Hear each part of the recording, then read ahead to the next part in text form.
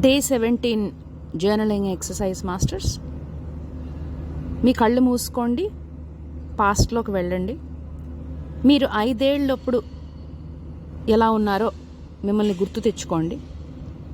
మీరు ఎక్కడున్నారో కూడా సినారియో గుర్తు తెచ్చుకోండి. అంటే ఇంట్లో ఉన్నది మీరు గుర్తు చేసుకుంటున్నారా, స్కూల్లో ఉన్నది గుర్తు చేసుకుంటున్నారా, మీరు ఏం చేయడానికి ఇష్టపడేవారు. మీ కళ్ళు తెరిచి మీకు మనసుకి ఏదొస్తే అది రాయండి. అయితే మీకు ఈ వర్రీస్ కానీ నెగిటివ్ బిలీఫ్స్ కానీ 5 ఏళ్ళప్పుడు మీకేమైనా ఉన్నట్టు మీకు గుర్తుందా? అలాగే మీరు హర్ట్ అయిన ఫీలింగ్స్ కానీ గుర్తున్నాయా? అవన్నీ కూడా రాయండి.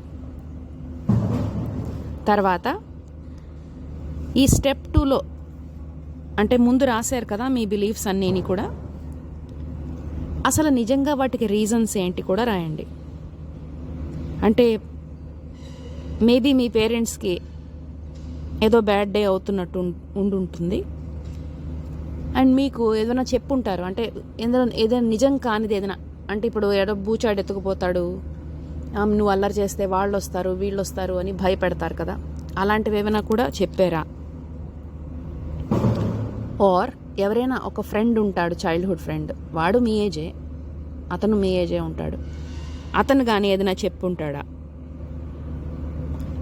సో ఈ థాట్స్ అన్నీ జర్నల్లో రాయండి.